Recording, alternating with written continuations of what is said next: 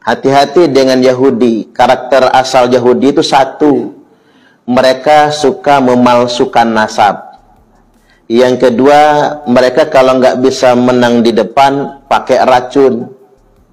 Yang ketiga, mereka suka mempersekusi nabi-nabi, mempersekusi orang solih. Makanya Nabi Zakaria alaihi salam wafatnya digergaji, Bu, sama orang Yahudi. Nabi itu bukan orang biasa. Kalau cuman Suparman kecil bagi Yahudi mah. Ustadz Mukimat ini fitnah Habib Lutfi bin Yahya sebagai pemalsu makam dan juga sebagai Yahudi, teman-teman semua. Ini Mukimat parah banget sih mulutnya ya teman-teman.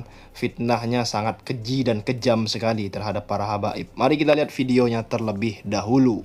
Hati-hati dengan Yahudi. Karakter asal Yahudi itu satu, mereka suka memalsukan nasab.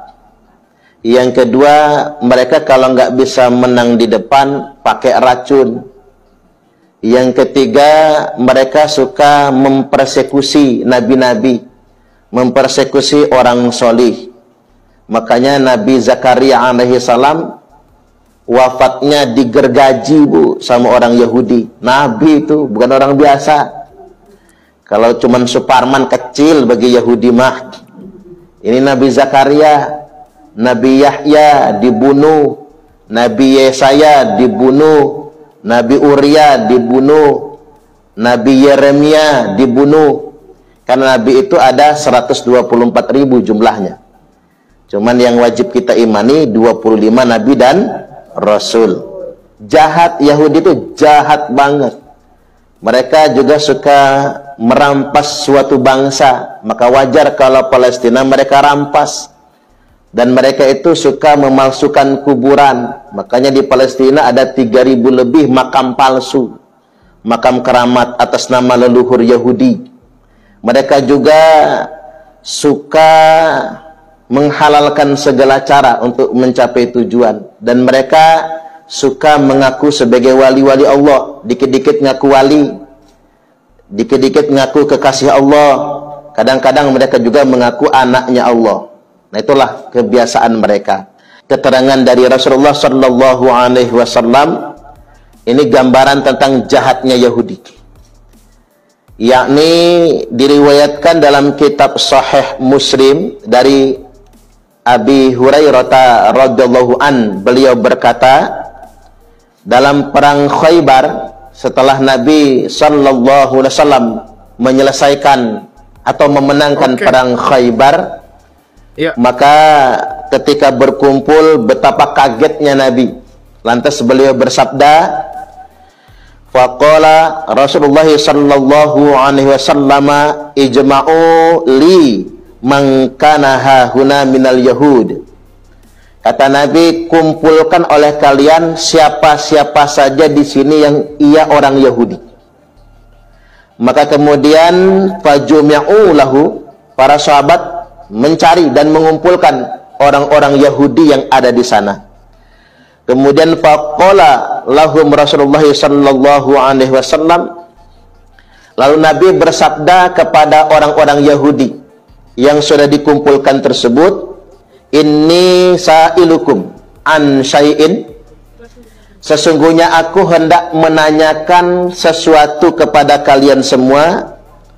Fahal antum shadiqiyya anhu, apakah kalian akan jujur menjawab pertanyaan itu? Maka faqalu, orang-orang Yahudi yang sudah dikumpulkan itu menjawab, na'am ya Abul Qasim, ya wahai bapaknya Qasim. Nabi punya putra anak laki-laki namanya Qasim, maka nyebutnya Abul Qasim. Naam ya Abul Qasim, ya wahai bapaknya Qasim, kami akan jujur. Kemudian faqala lahum Rasulullah sallallahu alaihi wasallam, lantas kemudian Nabi bertanya kepada mereka, man abukum, bapak kalian siapa? Faqalu, mereka kemudian menjawab, abuna fulan, bapak kami si fulan. Kemudian Nabi bersabda lagi, kadzabtum, kalian bohong, kata Nabi. Ini tegas sekali. Kadzabtum, kalian bohong, bal abukum fulan, sebenarnya bapak kalian adalah si fulan ini. Faqalu, maka orang-orang Yahudi itu menjawab, sodakta wa barilta, benar kamu Muhammad, pas banget. Pertama, karakteristik orang Yahudi yang disebutkan dalam hadis ini, mereka suka memalsukan nasab. Mereka suka menyimpangkan nasab, dan mereka suka mencangkukkan nasab. Terbukti Nabi bertanya, ini kan ngetes Nabi, ngetes kejujuran. Iya. Nabi bertanya, man abukum, bapak kalian siapa? Abuna fulan, ngaku-ngaku bapak kami ini. Kadzabtum, bohong kalian, kata Nabi. Bapak kalian bukan itu, tapi bapak kalian adalah si fulan. Ini baru ngetes kejujuran namanya. Lantas kemudian Nabi bersabda lagi, faqala hal antum shadiqiyya an syai'in in sa'altukum anhu, apakah sekarang kalian akan jujur kalau aku menanyakan sesuatu lagi kepada kalian semua? Maka kemudian orang-orang Yahudi menjawab, faqalu, kata mereka, na'am ya Abul Qasim, ya wahai bapaknya Qasim, kami akan jujur. Wa in kadzabnaka arabta kadzibana, karena kami kalau membohongi engkau lagi, maka kami akan ketahuan, karena engkau tahu kalau kami sedang berbohong. Jadi pertama bohong ketahuan, akhirnya ngaku kan Bu, tes kejujuran. Nah kalau saya nanya lagi, kata Nabi, kalian mau jujur enggak? Ya udahlah, kalau sekarang kami jujur, bohong juga bakal ketahuan, kata si Yahudi ini Bu, kata mereka ini. Jadi nggak satu orang, banyak ini. Kemudian Nabi bertanya kepada mereka, berkata kepada mereka, kata Nabi, hal ja'altum fi hadhihi syati samman, apakah kalian meletakkan racun di dalam daging kambing yang kalian hidangkan ini? Ini pertanyaan Nabi. Ya. Jawab orang-orang Yahudi itu, faqalu na'am, iya, kepergok nih Bu, kami meracuni daging kambing ini. Artinya orang Yahudi itu kalau kalah debat di muka, kalau kalah perang di perang Khaybar, mereka kalah, maka makanan yang akan mereka racuni. Itu saking jahatnya orang Yahudi itu. Lalu Nabi bertanya, mengapa kalian meracuni aku? Kata Nabi, ya kalau engkau benar Rasulullah, engkau tidak akan mati ketika makan racun itu. Tapi kalau engkau bukan Rasulullah, maka seketika engkau akan mati. Nah artinya ini Nabi main dites. Hanya saja ketika Nabi jelang ajal, wafat meninggal dunia, Nabi berkata kepada Sayyidah Aisyah Ummul Mukminina radhiyallahu anha, ibu kita. Apa kata Sayyidah Aisyah? Apa kata Nabi kepada Aisyah? Jangan pernah percaya dengan Yahudi, kata Nabi. Karena racun yang dia tanam di daging kambing waktu itu 4 tahun yang lalu, perang Khaybar itu bulan Muharram ya. Perang Khaybar itu bulan Muharram tahun 7 Hijriah. Sedangkan Nabi wafat tanggal 12 Rabiul Awal tahun 11 Hijriah.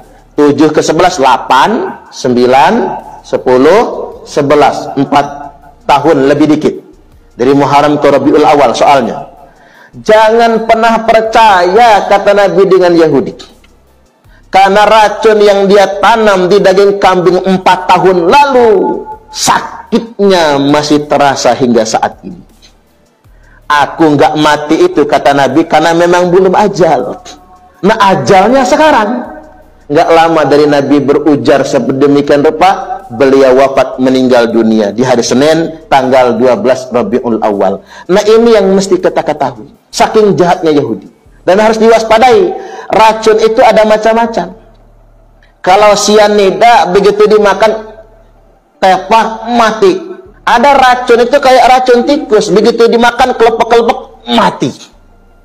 Tapi ada racun itu kita makan hari ini, tahun depan baru mati. Ada, hati-hati makanya. Ada racun itu yang kita makan hari ini, 4 tahun kemudian baru mati, dan terbukti pada Nabi. Nabi makan racun 4 tahun lalu, ajal kemudian Nabi 4 tahun kemudian. Dan Nabi mengatakan, kita nggak bisa menampiknya. Ada pertanyaan sama saya, Pak Ustadz, apa benar Nabi itu wafatnya karena diracun? Saya ngomong iya. Nggak enak, Bu. Kan begitu ya? Ngomong tidak, buktinya nyata. Memang Nabi diracun. Dan Nabi berkata, memang bersumpah kepada Aisyah jelang ajal wafatnya Nabi. Nabi sakit nih. Di sakit itulah Nabi wafat, meninggal dunia. Jangan pernah percaya dengan Yahudi. Karena racun yang mereka tanam di daging kambing 4 tahun yang lalu masih berasa di tubuhku hingga hari ini. Artinya seolah-olah Nabi ingin menyampaikan. Jadi teman-teman, memang sangat keji sekali fitnahan dari Ustadz Mukimat ya teman-teman. Nauzubillahi min zalik. Ini nampaknya muridnya Gufron, gurunya Imat dan Abbas Buntet, kawan-kawan semua. Ngeri banget fitnahannya ya, keji banget terhadap para habaib. Nauzubillahi min zalik. Sekian, assalamualaikum.